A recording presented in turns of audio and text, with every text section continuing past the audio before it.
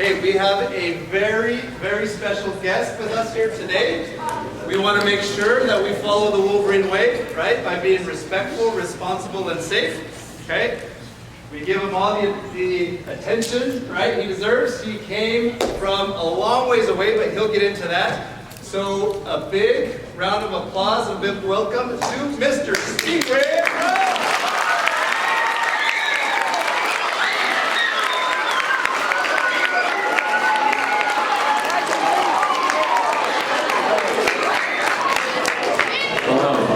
Turns out I can turn the mic on in order for it to work. That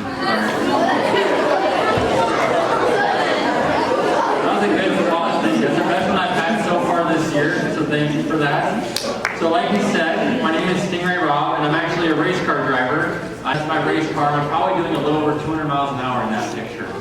So I'm going to talk to you guys a little bit about my story and kind of the choices that I had to make to get to this point in my life. So this is kind of connected to Red Ribbon Week. Do you guys know what Red Ribbon Week is? Yeah. You already know what it is. Well, like he said, my name is Stingray. Do any of you guys believe that Stingray's my real name? No. I don't know. It actually is. Stingray is my real name. The reason for that is my parents were big Corvette fans. They decided to name me after the Stingray Corvette. There's a longer side of the story. I'm not going to bore you guys with that. You just got to know it makes it hard to order a Starbucks. I have to go in with a fake name every time.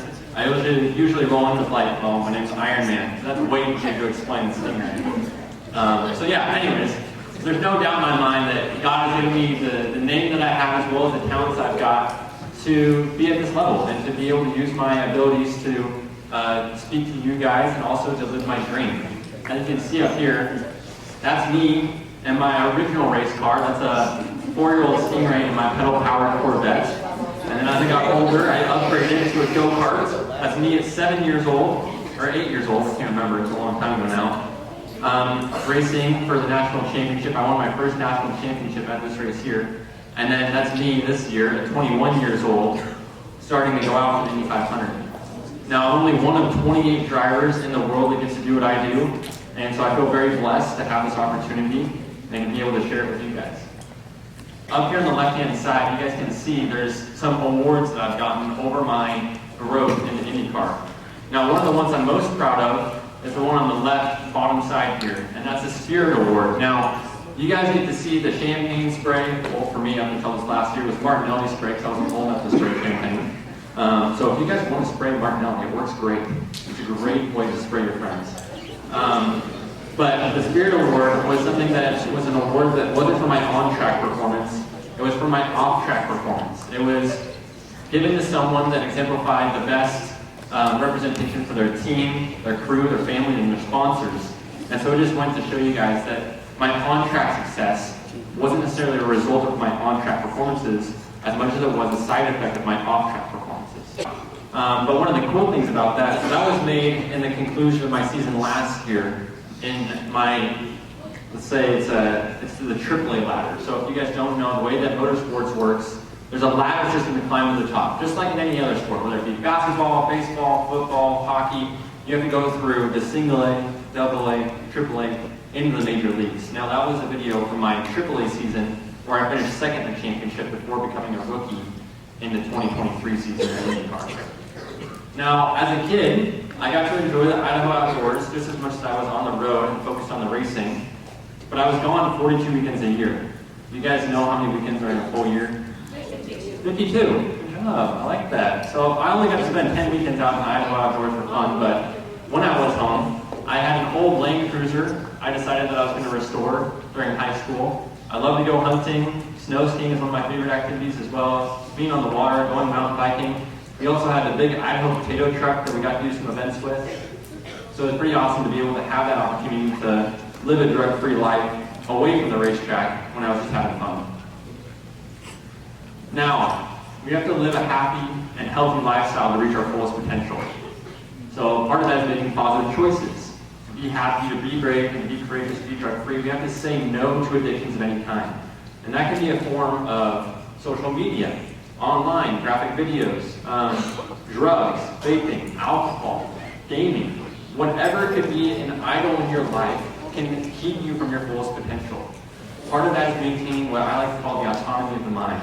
We have to make sure that we have self-control in those areas so that we're not affecting our timeline. What you consume will eventually consume you.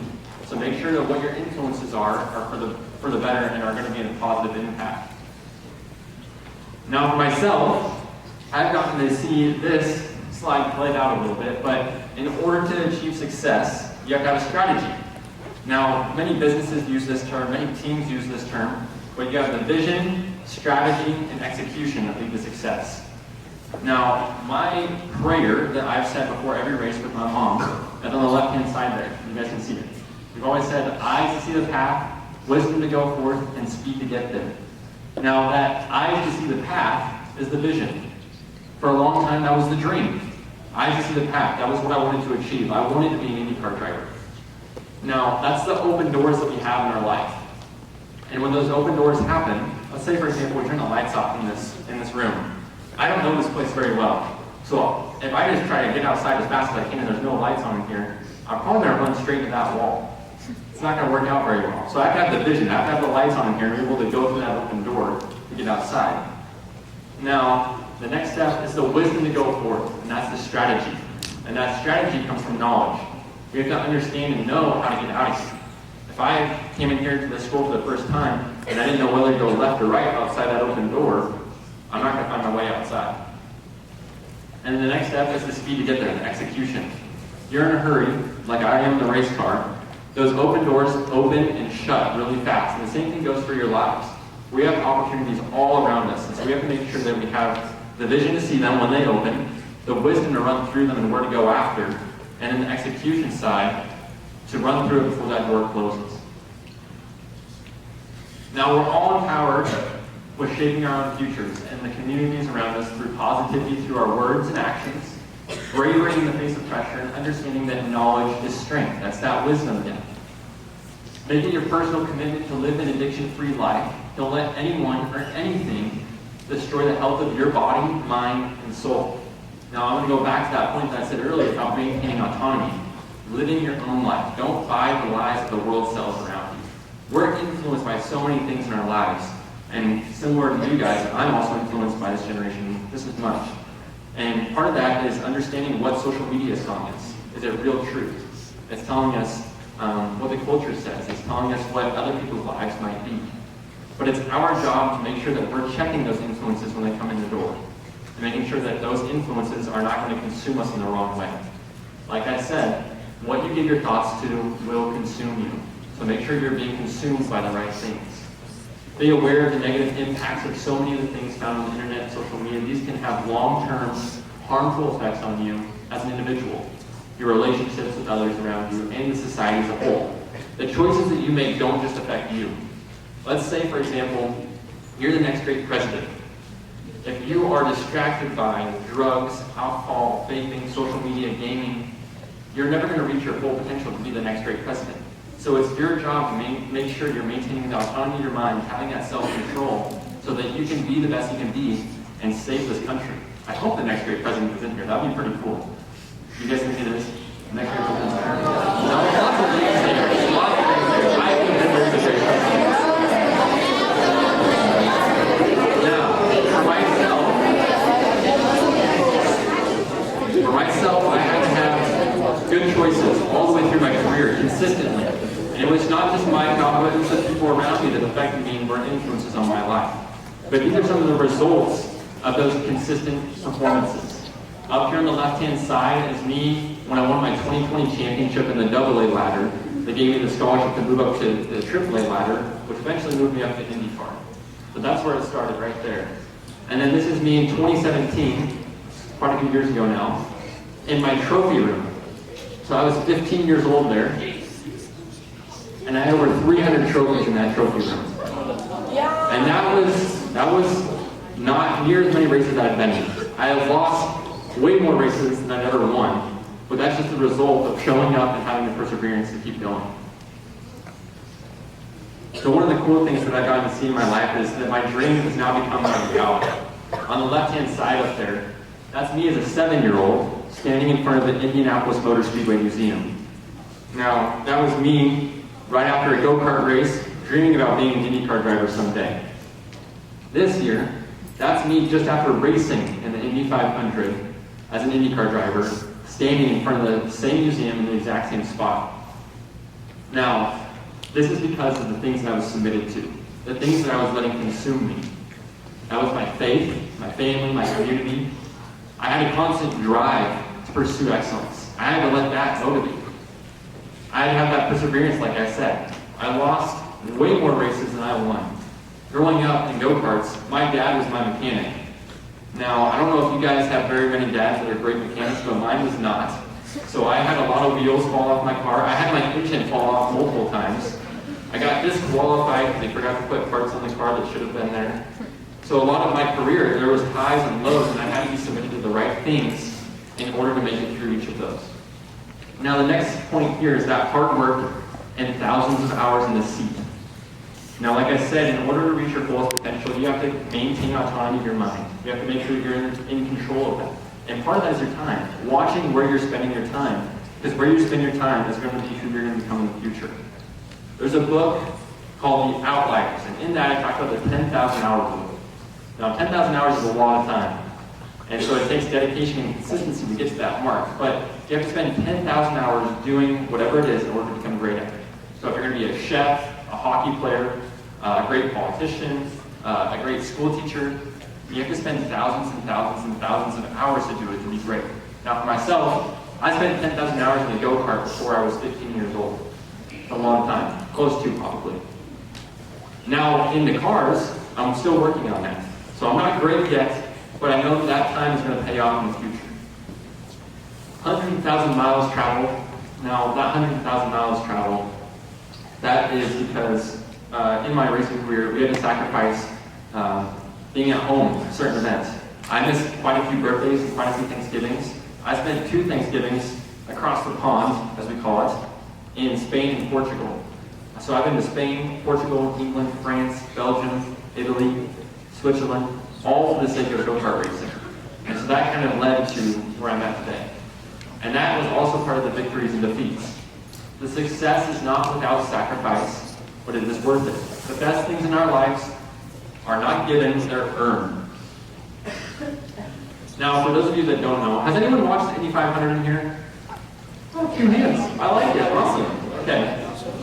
So the Indy 500 is one of the biggest races in the world. At the event, we had over 400,000 live in attendance fans during the month of May there.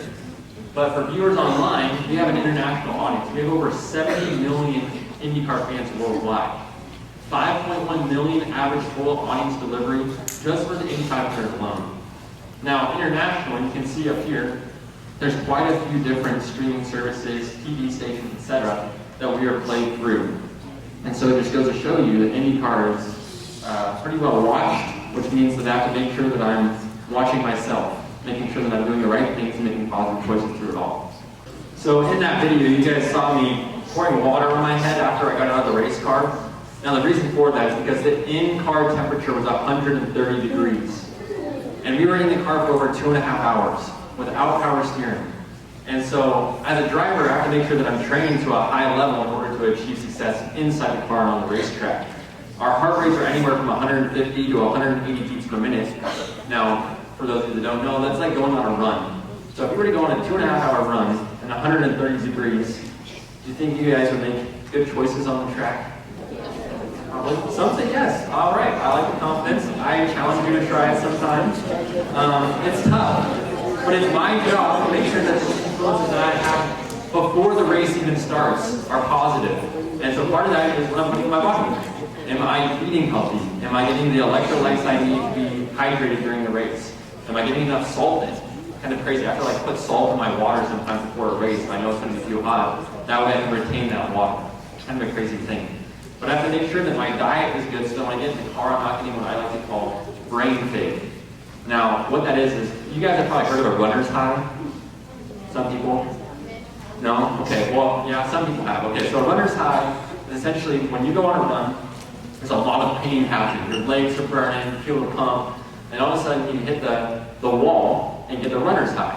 And that runner's high is almost like a euphoric state that you hit when you get in the car that allows you to, or not in the car, on a run, that allows you to run at that same pace for a long period of time, and your body kind of lets you zone out. You're not focused on the pain, you're just hitting a rhythm. You're in the zone. Now in the race car, it's our job to avoid that. Because that brain fade, when it happens, and you're going 200 miles an hour, if you miss a half a second of whatever's going on around you, you hit the wall. And when you hit the wall, there's huge consequences. So we have to be aware that we're not affecting ourselves, whether it be the diet that we're taking, a lack of hydration, or the lack of physical fitness, so that we don't hit that brain fade state. Now up here, this is just to kind of show you guys the Indy 500. This was my rookie season in IndyCar Series, and it was my first time being in what they call the big show. Now up here are some images from that. On the left-hand side here, you guys can see those 4 dots up there. Those are fighter jets that are doing a flyover right before the green flag started and played the national anthem. It's an emotional moment. I'm probably crying in my sunglasses at that point.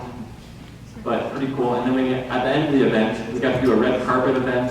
I got to go on stage and speak, and then on the right-hand side here, you can see the crowd that was there at the event. Like I said, over 400,000 people in attendance. How many people live in Weiser? Okay, 7,000. We're going to narrow our numbers down. 6! Okay, we'll just say 2 to 7,000, somewhere in there. 6,000? So that's probably about as many people that are in the bleacher section right here. So 400,000 people get to go to this event on that one day. So our IndyCar Series allows us to do other sorts of tracks than the Indy 500. We don't just turn left all the time. That's for NASCAR guys. I'm not a big NASCAR guy. I get dizzy when I turn left for that long. So I have to make sure I throw some right-hand turns in there every once in a while. But one of the cool things that we get to do is we get to race on the downtown streets of other places. So the first race of the year, which I think is crazy, they shut down the streets of St. Petersburg, Florida. And then we go from there to Thermal Club, which is a track in California. Then we go to the streets of Long Beach, California. So there's left and right-hand turns. We're racing through the intersections across potholes. Normally there would be traffic on that road. There's traffic, it's just going a little bit faster at this point. But we get to race all over the country doing this. And then we finish our year at the streets of Nashville Grand Prix. So we get to go to all these places that you guys can see up here, just for the sake of driving race cars, which is pretty cool. Now, you guys saw my dream. You got to see my vision. That vision, strategy, and execution, right? And I had to make good choices in order to achieve that vision. That was the strategy. That was the knowledge I needed to do that. And the execution was applying that. But what's your dream? I think that I would challenge all of you to have a dream, have a vision for your life. Because when you set that as a goal, you're going to make good choices along the way. And if you do fail, you got to keep going. Because part of learning is failing. Now, I'm not an IndyCar driver by mistake. I believe God created me for this exact moment in my life, and He used this platform for similar to what I'm doing today, to hopefully have a good influence on you guys, as well as to live my dream. The same thing is true of each of you, like I said, whether you're the next great chef, the next great president, the next great third grade teacher, if you're going to be the next NBA star, you have to make good choices. And you can achieve your dreams and have a positive impact on everyone around you. But remember, in order to be successful, you have to protect your mind, your body, and your soul. So that's maintaining that autonomy. You have to protect it from the effects of drugs, alcohol, and other addictive behaviors and activities found through social media and the internet and your peers. Show me your 5 best friends and I'll show you who you are. Those are the influences in your life. The same thing goes for what social media you're looking at, what videos you're looking at, what you're consuming, whether it be drugs, alcohol, vaping, etc. Now, for myself, this group here is who my influences are. These are friends, family, sponsors, investors, crew members that have all poured into my life to make me who I am. Now, for you guys, if you guys want to watch my career unfold and get to watch some IndyCar races, do you guys know what a peacock looks like? Colorful bird. So our races are broadcast on Peacock TV, which is the NBC Sports app. There's also broadcast on NBC Sports and USA. So if you guys want to watch IndyCar races, you can do that. Our first race is going to be in March in Florida. Okay? Now, you guys have heard me say the vision, strategy, and execution. When I got going in my racing career, I made sure that I had a vision, and I made a strategy, and then it was my job to execute it over the course of my life. Now this is my mantra that I've gone back to. I wrote this when I was around 13 or 14 years old in order to keep myself on the track of success. So I would challenge you to do something similar so that you can apply it to your life. Having that vision allows you to set some goals and have perspective and make good choices along the way. So I'm going to read this for you guys, and I want you guys to follow along. I will do my best to do my duty at school, on the track, with teammates and crew, and to follow the path of selflessness, energy, and excellence. I will trust and respect the team and crew, keeping myself physically strong, mentally prepared, and morally straight to ensure peak performance.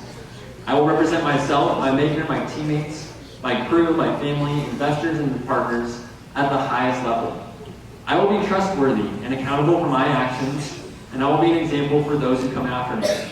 And yea, as I drive to the valley of shadow of death, I will fear no evil, for he is with me. I will do my best to follow the path ever northward, but in the meantime, let's race.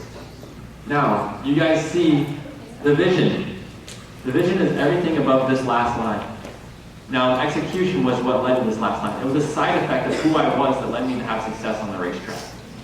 That vision, strategy, and execution is who you are. Those good choices that you make along the way are who you are. Now, you're not defined by the choices that you make, but you can have failures and achieve success in the future, but you have to make sure that you're learning from those failures. Make sure that those positive choices are coming back to you. That's that consistency that leads to success. So who you are will determine what you achieve. So make sure that you're checking what your influences are, because we want your influences to be positive. We want you to achieve your fullest potential. And so you have to make sure you're spending your time and choosing what consumes you to be the right thing. Okay? All right, well thank you guys. I hope you have a good rest of your day.